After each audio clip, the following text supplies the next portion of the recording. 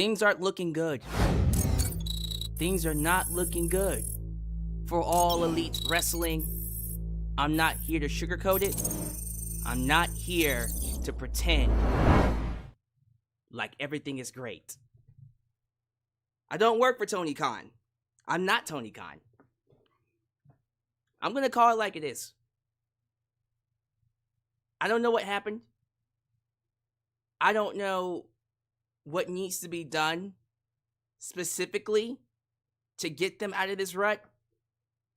But AEW is in a rut. And they've been in a rut for what feels like a year now, maybe even a year plus. And they can't get out of it. I don't know what they're missing, what needs to change specifically to get them back to the prominence they had, not even 3 years ago, 2 years ago. This is not the same company that we all fell in love with. And I think too many people are saying that now, to where it's hard to ignore. Here's how I knew things were bad for AEW.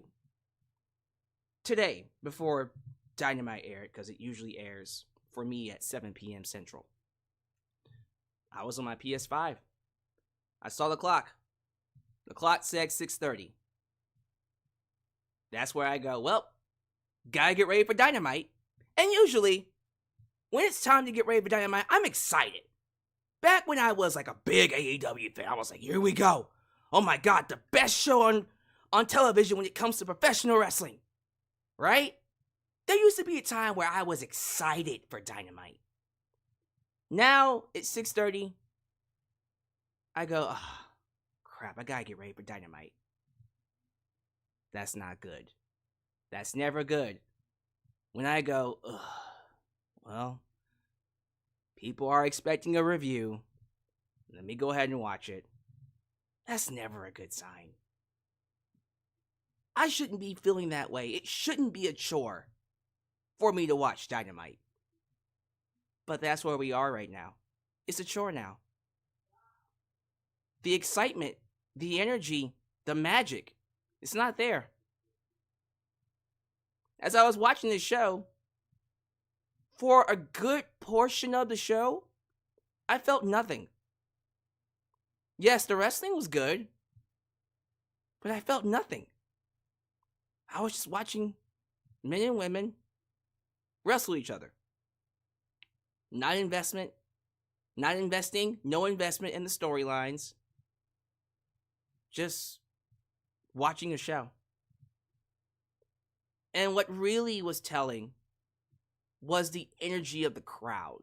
Now again, it looked like they had a very small crowd tonight too, which is just so depressing to see. At this point, and I'm going to keep saying it, get you a building where you can fit a good solid 2,000, maybe even less. Go to the Hammerstein Ballroom. Who cares? Go to a building where you can have the same audience over and over. That you know that you'll have a diligent audience consistently coming to your show, excited to watch Dynamite.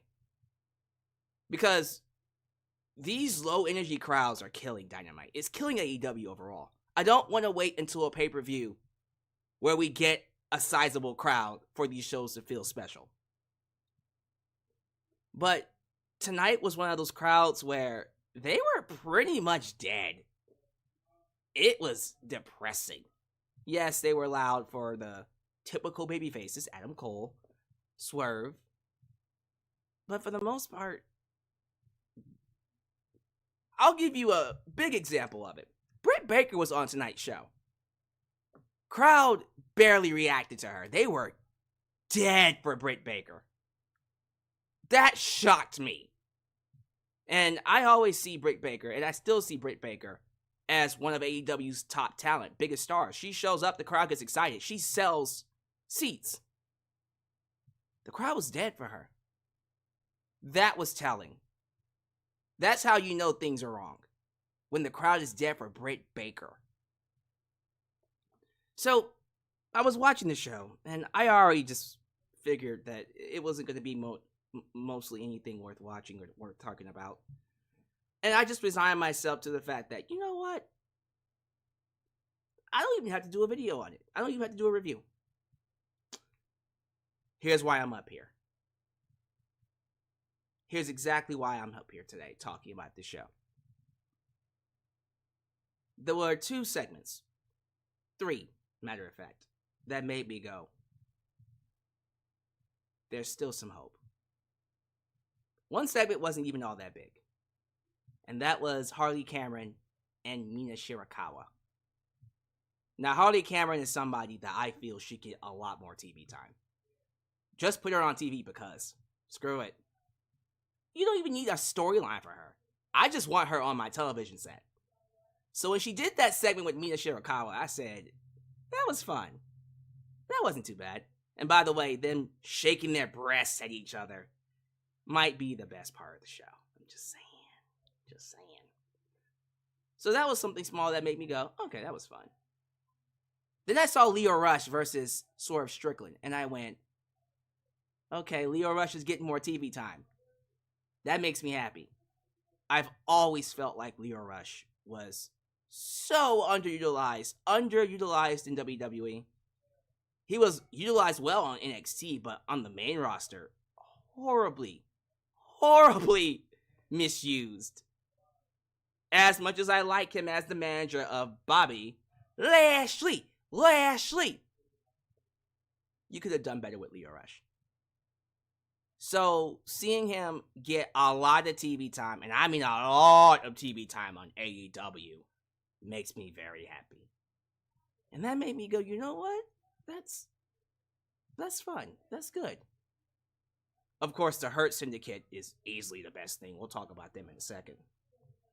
But that made me smile. Then I saw the main event. The House of Black versus FTR.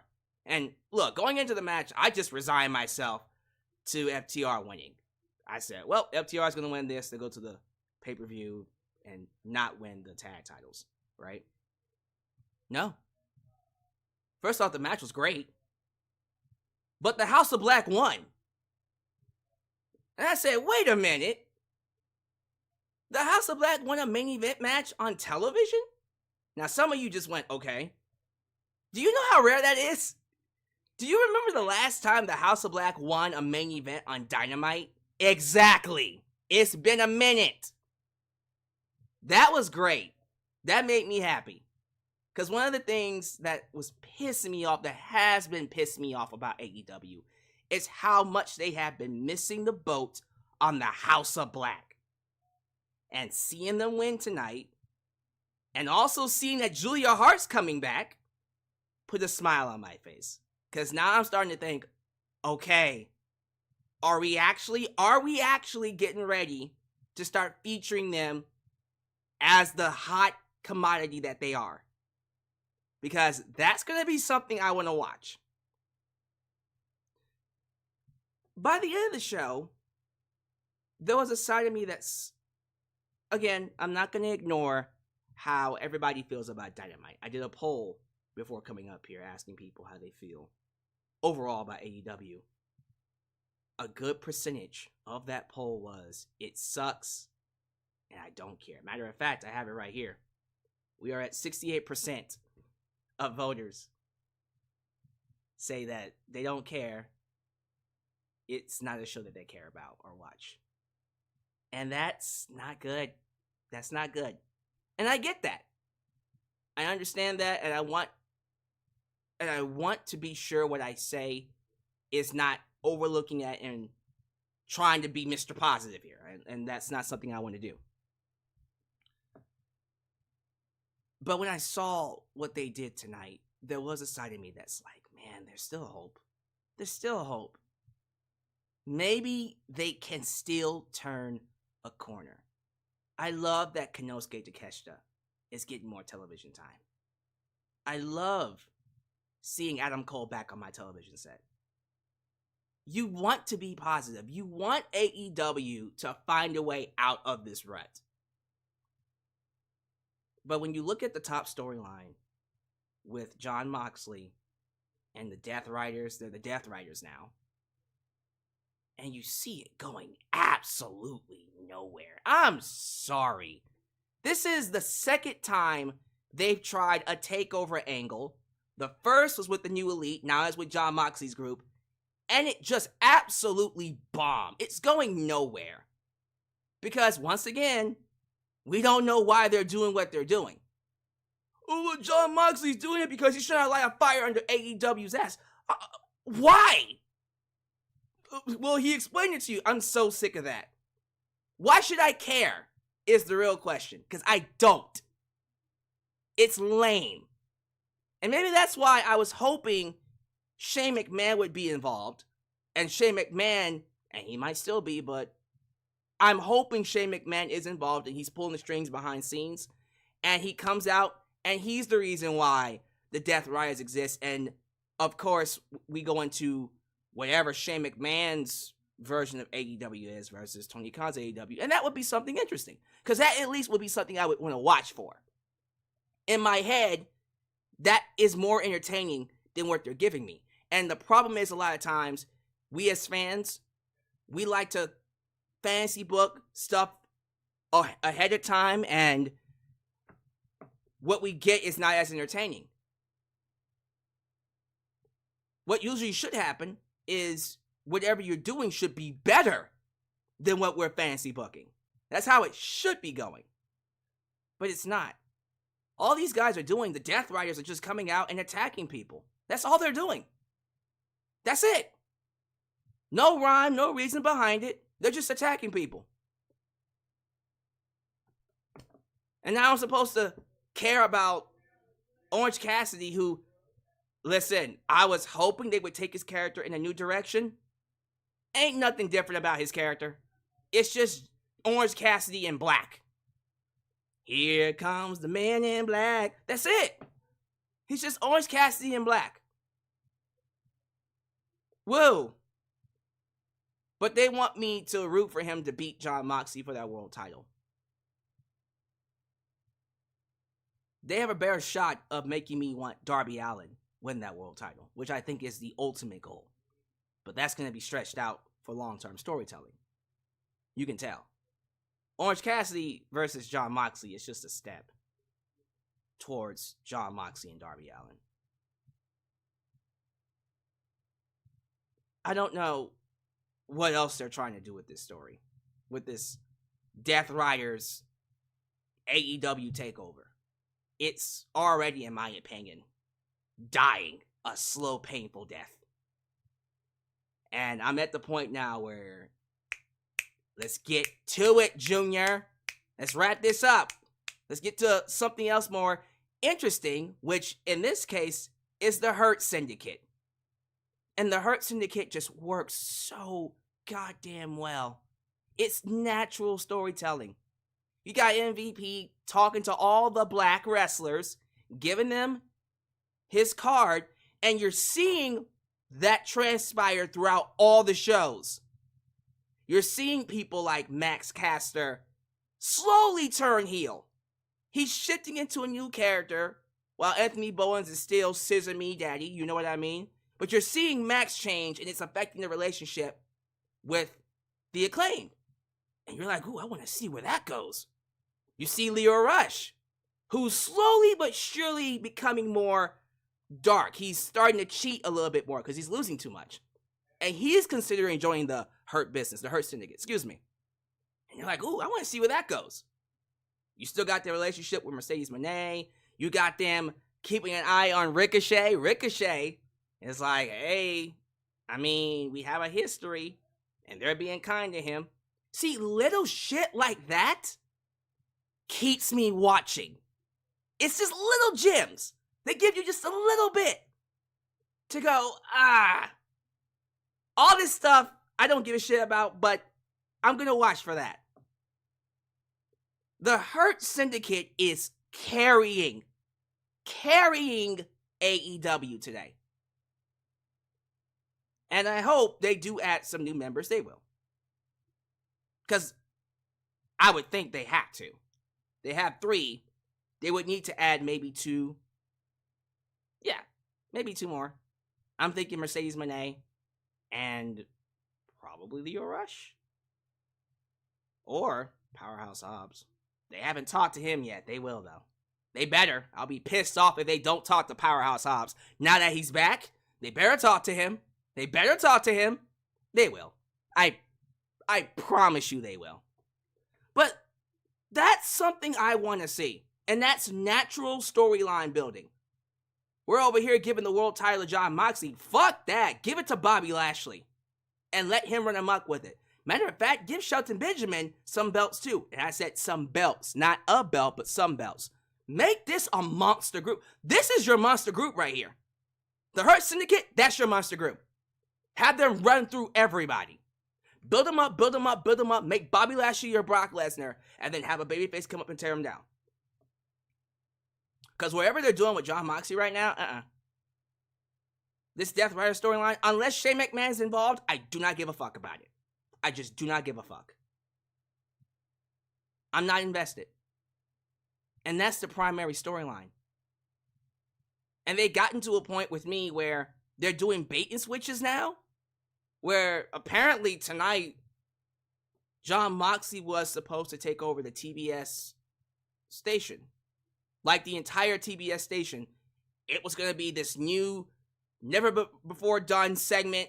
And I was like, okay, well, let's see what happens. You know what the never before done segment was? Him just coming out cutting a promo. That's what you call a bait and switch. Again, they can't do takeover angles. They suck at it.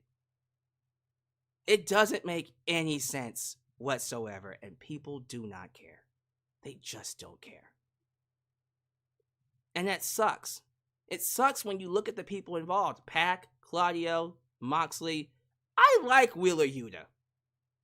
But I can only like him as much as you make me like him. As much as the storyline makes me like him. And the storyline right now is very cold. They attacked some jobbers tonight that I'm supposed to care about that I don't. I just don't care. And I'm sorry, like, you can have as many bangers, pay-per-view quality, 5-star matches, but ultimately, what really matters when it comes to weekly television is the storylines. Give me the bangers when I pay $50. When I give you $50, hammer me with 5-star matches. Give them all to me. I'll take them and I'll eat them. I'll gobble it up. God damn it. But that's pay-per-view. Weekly shows, tell some goddamn stories. Whet my appetite. And for some reason, they just can't figure that out. They can't figure it out. And then they find ways to stumble upon storytelling that they don't even know it's happening until it's too late. It's really, really annoying. And I say that as someone that wants the best for AEW, and I hope and pray eventually they can get themselves out of this rut. Especially now, and I did see this news, we got some people coming back. You saw that Julia Hart's coming back. Fightful Select says Kenny Omega. Kenny Omega is gearing up for a return, which is great. Thank God. We need Kenny Omega. MJF is about to wrap up his filming with that Adam Sandler movie. Forgot what it was called. Listen, in 2025, we need to do some serious recalibrating when it comes to this show. A complete overhaul creatively. We need a new direction. At least for the weekly shows. Pay-per-views, bangers. I don't care. Fine. 5-star matches, back to back to back to back to back. Keep it as it is. For pay-per-views, these weekly shows need a completely different direction. Because at this point, I'm not even watching Collision or Rampage. And I don't plan on doing it. I'm barely inspired enough to turn on Dynamite. That's the truth. This is not me hating on AEW. I actually do want to like it. I'm just not inspired enough to want to watch it. And then I do watch it, and I get those gems that make me go, God, I see you, AEW. I see a hint of that AEW stuck in there. Just gotta find a way to get it back and make it consistent. But there's too many problems, and I am gonna address them. Today. But I don't want to ignore the good things that they're doing. I do want to keep that in mind. There are some things about this show that are worth watching and are worth enjoying. And I think you know what they are. I already named them. But the majority of the show, serious issues. We're going to go ahead and get into it. I'm not going to do a segment-by-segment breakdown of Dynamite. I just want to talk about what I saw, what I watched, and then just let you guys go crazy. Let you guys talk to me about how you feel about AEW overall, because that's all I want to get. How are we feeling about Dynamite? How are we feeling about AEW currently, nowadays? Because it just feels like it's stuck in a rut. It's not just cold. It feels ice cold. It feels like we are struggling to get back to what we were.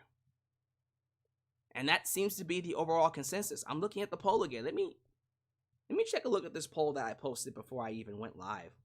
Let me see what the poll results are when it comes to how people are feeling about Dynamite. And to be fair, let me see how many votes it has. Okay, it still has like just above 200 votes. We're at 58%. 58% say it sucks, I don't care about it. Next up is 24%, which is meh, it's okay, it could be better. Only 18% think it's either a good show or an absolute banger show. And that's just from the 200 that have voted. We'll try again at the end. Let me get more votes. Give me a second. Let this cook.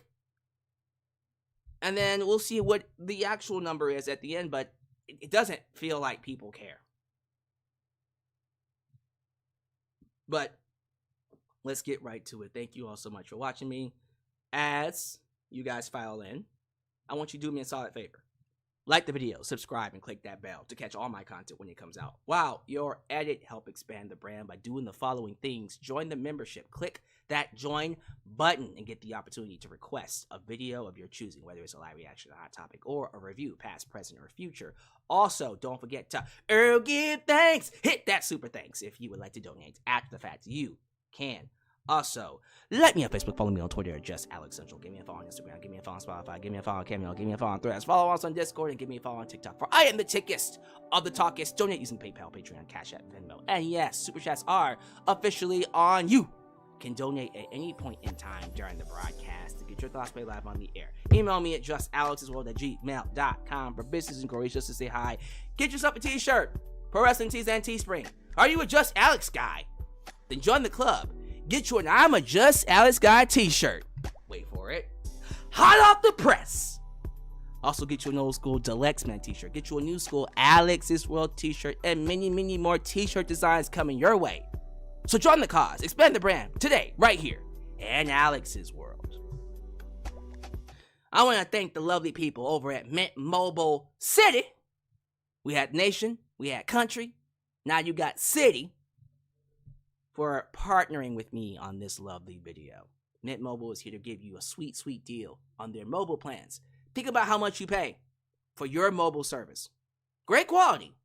I'm guessing you have unlimited text, unlimited talk, and of course, unlimited data. But you pay an arm and a leg for that, do you? Imagine having all that for $15 a month. If that's something you're interested in, then let's get a quick word from our partners before we get to some shout out. This video is partnered by Mint Mobile. Like many of you, I've been trying to cut back on expenses lately, but let's be real. It's tough when you got things to do and you don't want to give them up. But sometimes you have to make those sacrifices to pay your phone bill and satisfy the big tech companies. That was until I discovered Mint Mobile. Mint Mobile offers premium wireless services starting as low as $15 a month, With Mint Mobile, you can get high-speed data plus unlimited talk and text on the nation's largest 5G network. The best part? You get to keep your phone and even the phone number. Now, if you do want to purchase your own phone, they do have phones available on the website, which you can get through the link. The internet service is reliably fast. It's so seamless, I put it up there with any other network on the market. Now, some of you might think switching to a new service is a hassle. Let me reassure you, this is only going to take you 15 minutes to set up. You could literally do it right now from your phone. No need to leave your house or contact anybody. And if your device does not support eSIM, then Mint Mobile will personally ship you a physical SIM card. So if you're like me and you want to save a little bit of money without sacrificing anything, use the link trymintmobile.com/justAlex and start your wireless plan today as low as $15 a month. Don't lose out on this opportunity. Start saving money by switching to Mint Mobile today.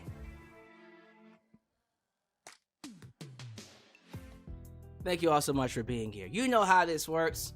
Show your love to the Mod Squad. Ultra! John Nice and First Heart, Elias Adibi, New Japan Pro Wrestling Go. Khalil does everything. Highway dealing a danger. And of course, Big MGM, because they help keep this a safe space for wrestling fans like you and like us. Be sure you like the video. The more you like the video, the more opportunities I will be given to be recommended here on YouTube. So boost that algorithm by hitting that like button. Who's here? Who's here in the live chat? I see Joseph Winters. Chris Wrestling Views. My boy Chris Wrestling Views has been showing up diligently. That makes me very happy. Philip Bennett. Dream Ultra Crazy. He says AEW is like a child that has tons of potential but needs pushing in the right creative direction to be successful. I could not put it better. You nailed it, buddy. Trey. We also got, is it Gizmo TOTG? Gizmo TOD, yeah, TOTG. Said, sad show tonight. Yeah, the show was just lacking energy, I agree. Edward Jones, what's up, buddy? George Lewis. What are they doing with AEW's women's division? I have no idea. You tell me, because I don't know at all. John Bill II, Antoine Phillips, Dro Davidian. We got, Samantha Poole. Good to have you here, Miss Samantha Poole. I see Profess the Film Fan. The Film Fan. Steven the Dude. How you doing, Steven the Dude? He says the Don Callis stuff has gotten so bad with everyone joining. It started as a Kenny Omega story, and it really should have stayed that way.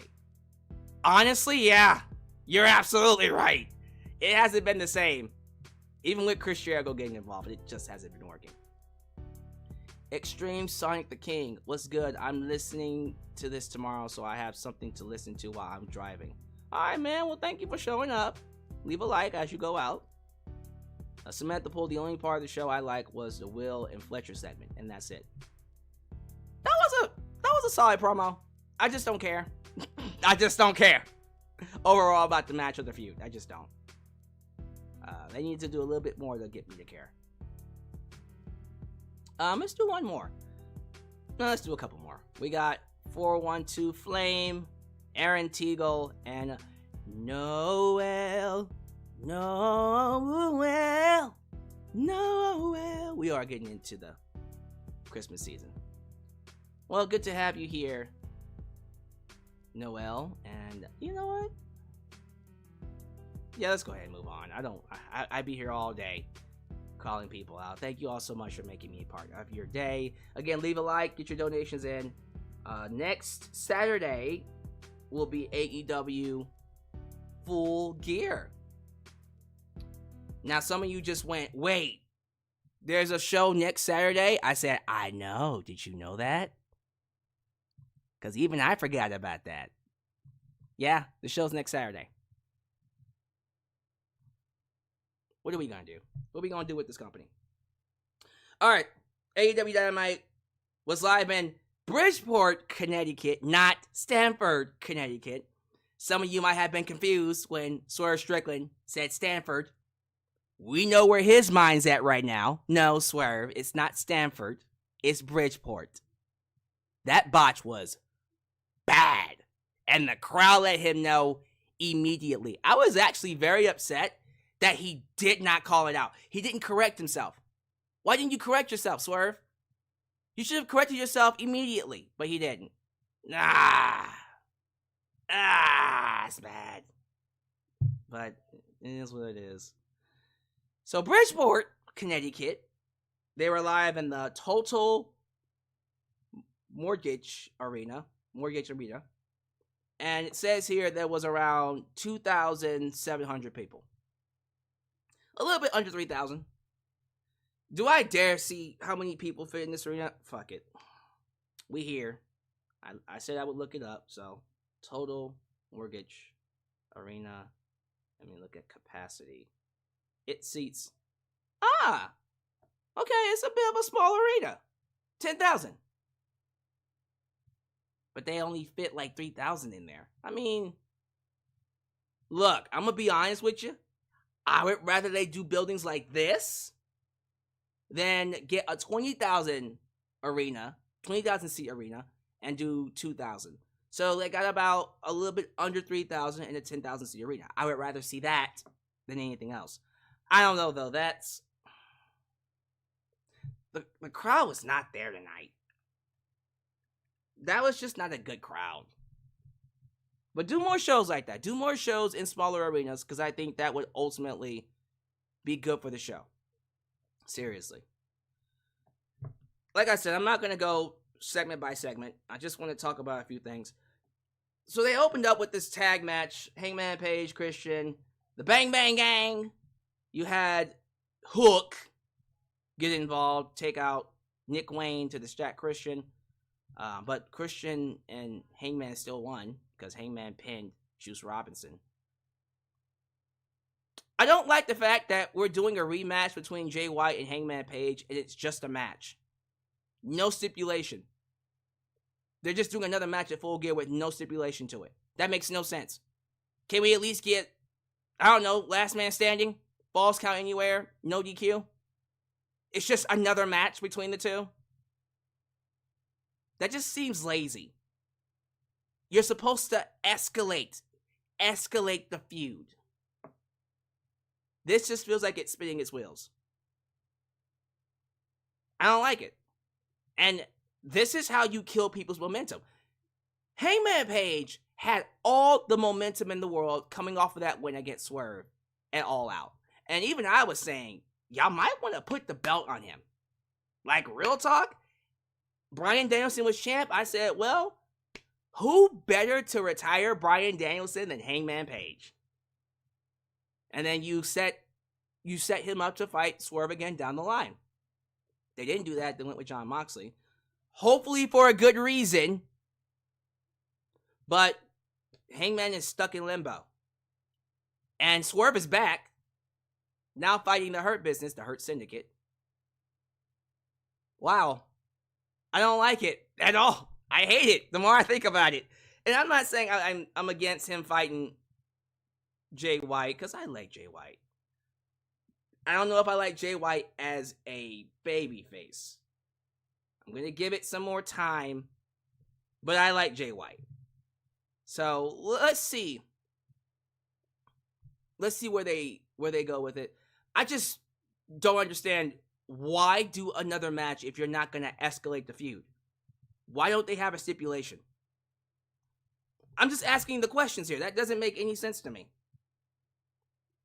But anyways, so they had a match. We have something between Mercedes Moné belittling freaking Camille. You brought in Camille to be the muscle, be her China, and now she's berating her, belittling her. Why? I don't know. I'm trying to figure out what the purpose of this is. Are we trying to build sympathy around Camille, who is a giant, who towers over Mercedes? Doesn't make any goddamn sense to me. I don't know why they're doing this. Creatively, it doesn't make any sense. I don't like it. If this is from Mercedes herself, they probably should change it up. It's too late now, but yeah, it's not helping. It doesn't help Camille. But here comes freaking Chris Statlander to attack Mercedes, and they do yet another wall break angle. Bobby, talk to me, Bobby.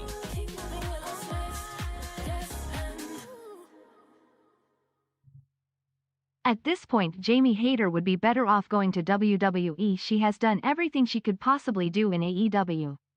It's something she should consider. You can say the same thing about Britt Baker. I'm being real with you. You can say the same thing about Britt Baker. Because they're not doing anything with either one of them. But they do another wall break angle where Chris Statlander spears Camille and Mercedes do a wall. And I'm like, isn't this like the 5th or 4th time I've seen someone go through a wall in AEW this year? Jesus Christ. It's the same wall break angle. It's not new. Do something different. Jeez Louise. I don't care. I don't care about this feud between Mercedes and Chris Statlander. I know Mercedes is going to win. Again, like creatively, it doesn't feel like they know what they're doing with her. Which is crazy because doesn't Mercedes have creative control? And doesn't she have Jennifer Pepperman? Alright, well. I mean, will the match be good? I'm pretty sure the match will be good at the pay-per-view. But, like, storyline-wise, I'm not feeling it. I'm especially not feeling what they're doing with Camille. Because I look at Camille and go, ooh, that's a women's champion right there. I don't like it. Will it lead to something down the line? Probably. But right now, I'm not into it. They did a promo between Kyle Fletcher and Will Ospreay. The promo was solid. Again, I think Kyle works better as a heel. I wasn't feeling him as a babyface. As a babyface, I was cold on him. I'm like, I don't see it. As a heel, there's something there. I didn't see his match against Commander, and people are telling me, please go watch his match against Commander from Collision last week. People are telling me it was an excellent match. I'll check it out. But if he has improved as an overall performer, not just inside the ring, but also as I'm seeing on the microphone too, all right, I could buy him being someone that AEW can invest in. But I'm still waiting on him to have that kind of match. Will that happen with Will Ospreay at Full Gear? We'll see. I'm not expecting it. I just think it'll be a good match. Honestly, out of all the Will Ospreay matches, this is the one I'm least excited for.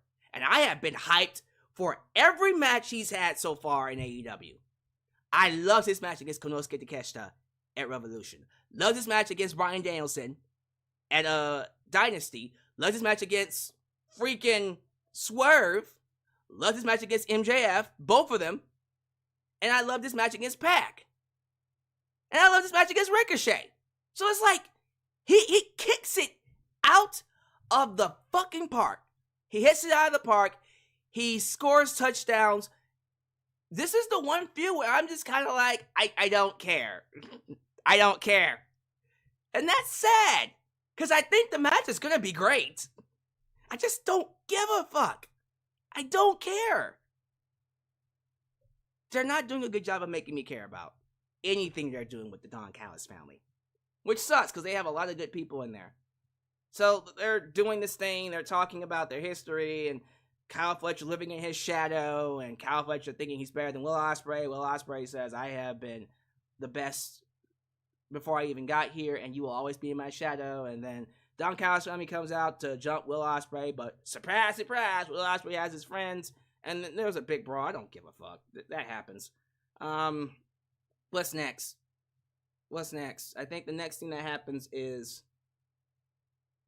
oh yeah, Lance Archer, which is someone who's a part of the Don Callis family. He comes out, and then he's stopped by Roderick Strong. So Roderick Strong, who's competing to fight MJF at Full Gear, you see Roderick Strong and Lance Archer going back and forth. And this is out of nowhere, they say it's Falls Count Anywhere, and you're like, was that advertised? Hold on, let me see here. It's right there, I guess. I guess it was advertised. But it's Falls Count Anywhere, and they're fighting, and I'm watching them beat each other up, and like I said before, I'm just like, I don't care. It's a match that happened. And Roderick Strong wins. Cool. And so you're thinking, all right, well Adam Cole's going to win his match because Adam Cole's up 2-0. If he wins and beats Konosuke Takesita tonight, then there you go. It'll be a triple threat match, right? No. What ended up happening, because Adam Cole ends up fighting Konosuke Takesita, which I think is actually next. It was. And I like the fact that during the beginning of the match, Adam Cole's music was playing, right? And they had the match start while his music was going, very ECW-esque. And then Adam Cole did his entrance doing the boom and the Adam Cole, baby! That was fun. That was nice. But the match had a surprising finish, because I'm thinking Adam Cole's going to get a victory over the AEW International Champion, which I don't like, by the way, but I figured that was the story. No, he didn't. Adam Cole didn't win. Konosuke used the Dynamite ring. He cheated, but he used the Dynamite ring to beat Adam Cole, pin him 1, 2, 3, and I said, wait a minute. Well, first off, yay. Takeshita won a match. Thank you. Keep him strong, please. Matter of fact, Takeshita should win this Continental Classic coming up. That's who should win it. And he should fight Okada for the Continental title, and he should win. He should win. But, anyways, when Takeshita won, that made me happy. But then I stopped and went, wait. So Adam Cole is not fighting MJF at Full Gear. So we're going to do Roderick Strong and MJF? Huh? Okay. First time match. But again, they're trying their best to salvage wherever this devil storyline is. I can't tell you it's worth salvaging, but they're doing their best. And I just gotta at least credit them for trying. But Jesus Christ. What? Roderick Strong and MJF? Okay. I was actually looking forward to Adam Cole and MJF. Because that was one of the matches I was like, you know what? Yeah, this should be worth the price of admission. But we're doing Roderick Strong and MJF. And that just throws the entire story off, because I still see Roderick Strong as a heel. So it's a heel versus heel match. Okay. Sure. What else can you do? That was a weird call. Yes, they're extending the storyline and probably gonna do Adam Cole and MJF at Revolution, not even World's End, Revolution, and that's fine. But afterwards, you had freaking Konosuke Takeshita come out after he beats Adam Cole. You had Roderick Strong come out. And then you had Kyle O'Reilly come out. Kyle O'Reilly comes out with a chair. And he, reconciles with Roderick Strong. But then Adam Cole goes to shake his hand, and Kyle O'Reilly's like, no, get away from me. You're like, okay, that's weird. Weird. All right, so there's some dissension there. Well, let's see where that goes.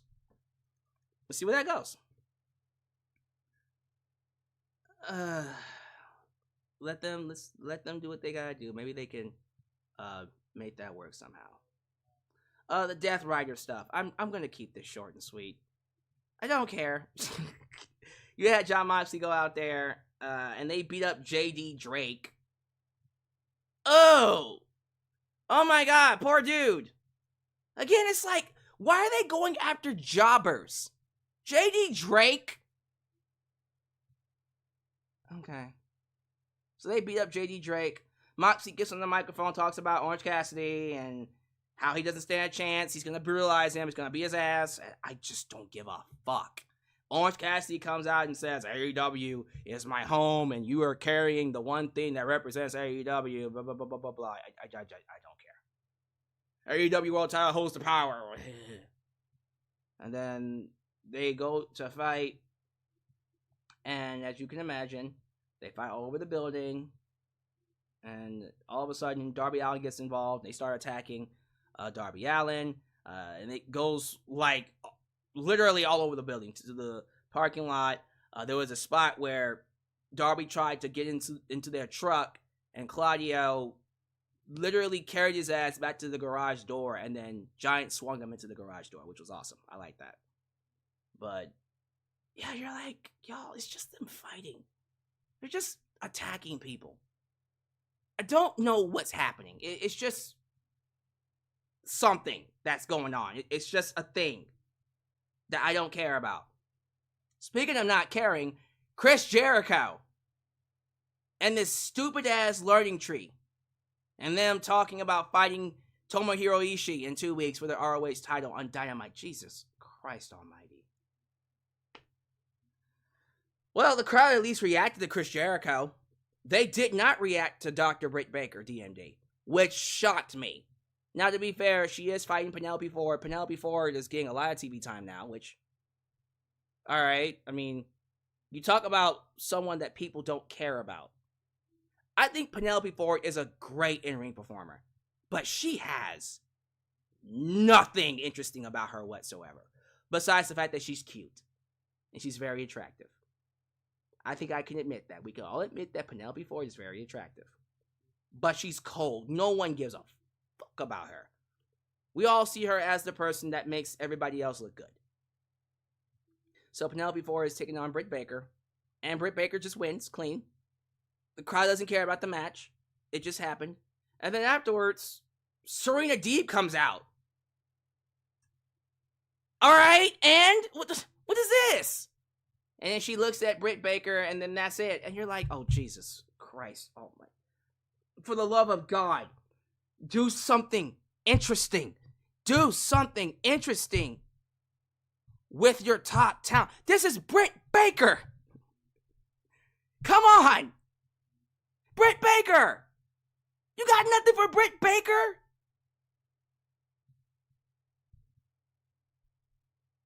Who the hell is Mariah May fighting at Full Gear? Nobody? Why can't she fight Britt Baker?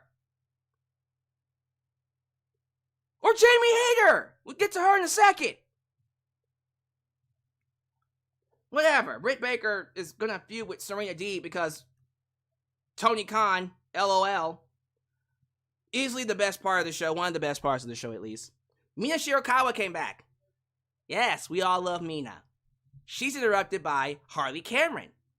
We all love Harley Cameron. And they have a breast off.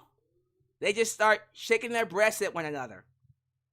That's literally it. They're having a match on Collision, but they basically just shook their breasts at one another. And I went, yep, there it is. That is by far the best part of the show. What? What do you want me to say? Two hot women shaking their breasts? What do you want me to say?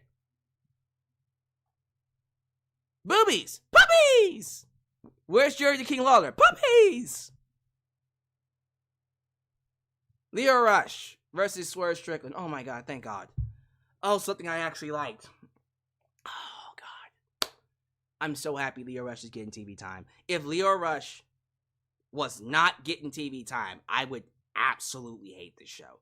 What's saving this show are Harvey Cameron, Mina Shirakawa, Lio Rush, of course, the Hurt Business, Swerve Strickland, and the House of Black. That is literally what saved this show. Because if they wasn't on this show, I wouldn't be up here. I would not be up here. Sorry. But yes, Lio Rush versus Swerve Strickland. The match was great. Lio Rush is a great, great talent. Always fun to see him wrestle. And him and Lio, Swerve and Lio tore it up. They tore it up. The crowd is always hot for Swerve. They were hot for Swerve more than they were for Britt Baker. How is that possible? But the match, listen, Lio Rush is easily one of those talents that can work with anybody. But you got to see how real top talent get it done. They were doing things in this match that no one else does. So this was very fun. I'm very much happy I watched the match. Swerve wins, of course he does. And then afterwards, the Hurt Business comes out, and they blindside him. Shelton Benjamin attacks him, Bobby attacks him, and Lio Rush just watched. So that's why I said Lio Rush might be joining the Hurt Business. He probably needs it.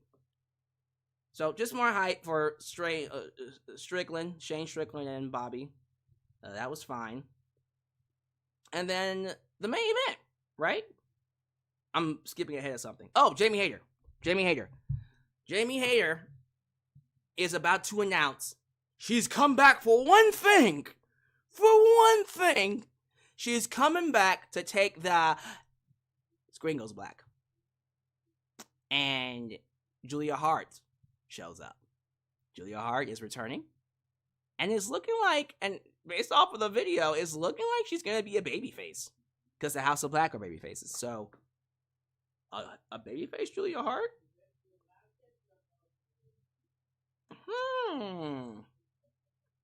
We'll see how that plays out. I've been one of the people that have said this.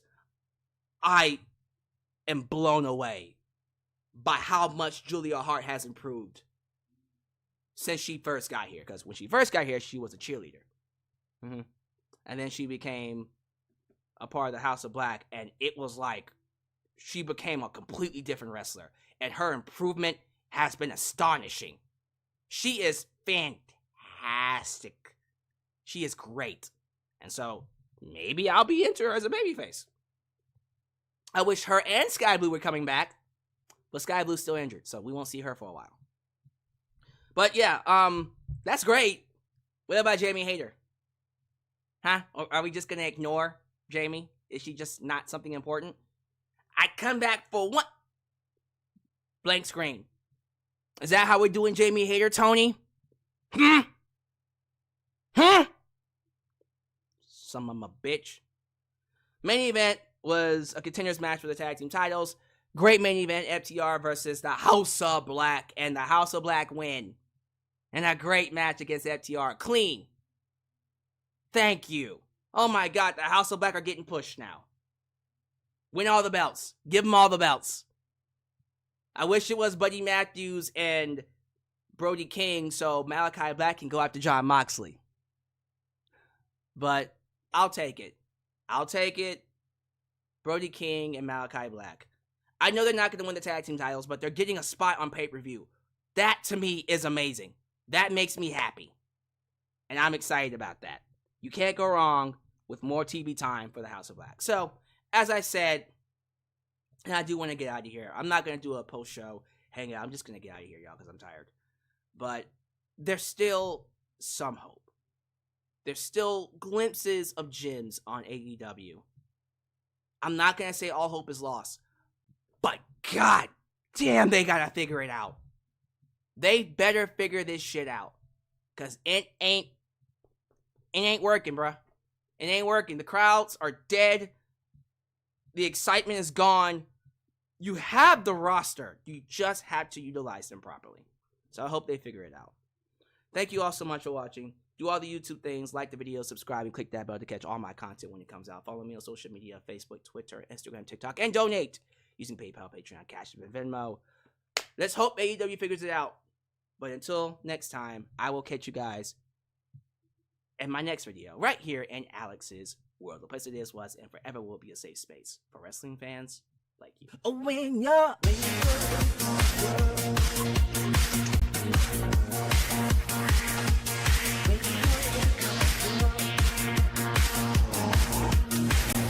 oh, when you're